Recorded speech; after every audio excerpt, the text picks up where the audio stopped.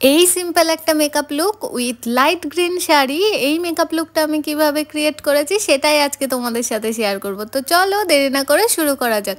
প্রথমেই আমি এখানে আমার মুখটা একটা সুইস বিউটির ওয়েট টিস্যু দিয়ে ক্লিন করে নিচ্ছি। ভালো করে মুখটা পরিষ্কার করে নিয়ে আমি এখানে একটা গুড ভাইবসের রোজ হিপ স্প্রেটা সারা মুখে ভালো করে স্প্রে করে নিলাম। আর তারপর কিন্তু আমি আবার গুড ভাইবসেরই একটা টোনার ইউজ করে নিলাম। এরপর আমি যেটা ইউজ করব সেটা হলো ময়শ্চারাইজার কিন্তু অবশ্যই ইউজ করতে হবে। আর আমার মুখটা যেহেতু ড্রাই, তো আমি একটু বেশি করেই এটা সারা মুখে লাগিয়ে নিলাম। আমি এখানে শোমিজের একটা ময়শ্চারাইজার ইউজ করেছি, তোমরা তোমাদের পছন্দ মতন ব্যবহার করতে পারো। আর তারপর আমি এখানে একটা ইনসাইডের হাইড্রেটিং প্রাইমার লাগিয়ে নিলাম। প্রাইমারও অবশ্যই জরুরি মেকআপের আগে।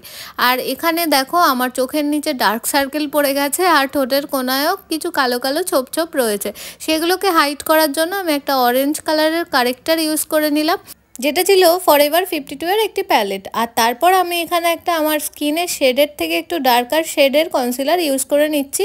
এটা আমি সারা মুখে ভালো করে অ্যাপ্লাই করে নেব। আর তারপর আমার শেডের একটা ফাউন্ডেশন অ্যাপ্লাই করব।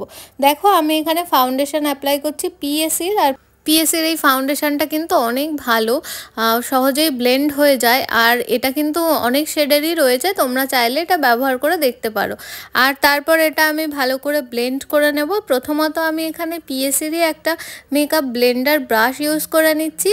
আর তারপর তোমরা অবশ্যই জানো আমি ব্রাশটা ইউজ করার পর কিন্তু আবার বিউটি ব্লেন্ডার দিয়ে ভালো করে ড্যাব ড্যাব করে নেবো। আর ব্লেন্ডারটা কিন্তু অবশ্যই ভেজা হতে হবে। আর সবথেকে বড় কথা হলো মেকআপের বেসটা ভালো করে মুখে বসাতে হবে। আর এখানে দেখো আমার ঠান্ডা লেগেছিল বলে মেকআপ করতে খুবই অসুবিধা হচ্ছিল, বারবার নাক মুছতে হচ্ছিল, নাকের নিচেটা পুরো লাল হয়ে গেছিলো, একটু বাজে লাগছিল, কিন্তু কি করব, মেকআপ তো করতেই হবে। আর তারপর এই যে আমি আমার আইব্রো করে নিলাম। আর এরপর আমি একটা আমার শেডের থেকে 2 শেড লাইটার কনসিলার ইউজ করে নিচ্ছি। হাইলাইট পয়েন্টে কনসিলার কিন্তু সবসময় একটু লাইট শেডের ইউজ করে নিতে হয়। আর তারপর এখানে আমি একটা লুজ পাউডার ইউজ করে নিচ্ছি, যেটা ছিল জোভিসের। আর কনসিলারটা কিন্তু সুগারের ছিল। ভালো করে আমি লুজ পাউডারটা সারা মুখে অ্যাপ্লাই করে নিচ্ছি, যাতে আমার মেকআপটা পুরোপুরি লক হয়ে যায়। আর গরমে তো অবশ্যই লুজ পাউডার ব্যবহার করা উচিত, চাইলে তোমরা কম্প্যাক্টও ইউজ করতে পারো। এবার চলে আসি আই মেকআপে। আই মেকআপটা আমি খুবই সিম্পল রেখেছি। প্রথমে তো একটা ইয়েলো স্টোন নিয়ে আমি ক্রিজে অ্যাপ্লাই করে নিয়েছি ভালো করে। তারপর একটা পিঙ্কের স্টোন নিয়ে আমি আমার আউটার কর্নারে অ্যাপ্লাই করে নিচ্ছি। আর তারপর একটু ব্রাউন কালারও অ্যাপ্লাই করেছি আউটার কর্নারে। আর ইনার কর্নারে আমি ওই ইয়েলো টোনটাই ইউজ করছি বারবার। এরপর লোয়ার ল্যাশ লাইনে কিন্তু আমি ওই পিঙ্ক কালারটা অ্যাপ্লাই করে দিলাম। এরপর আমি ল্যাশটা কার্ল করে নিচ্ছি কার্লার দিয়ে।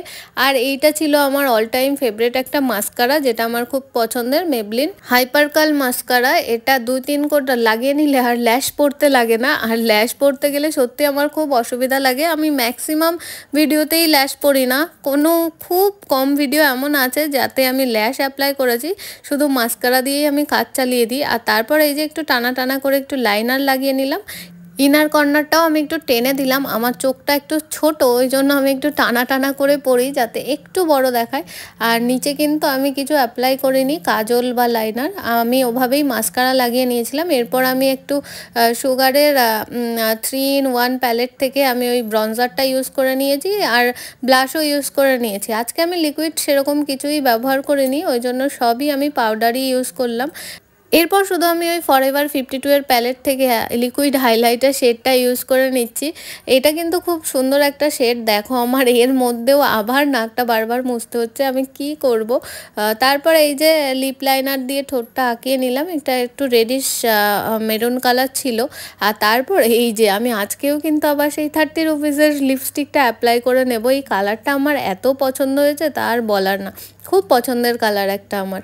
তোমাদের সাথে একটা সিক্রেট শেয়ার করছি, আমার হাজব্যান্ডের পছন্দের কালার এটা। ও সবসময় আমাকে বলে রেড কালারের লিপস্টিক পরতে, কেন জানি না ওর ওটা খুব পছন্দ লাগে।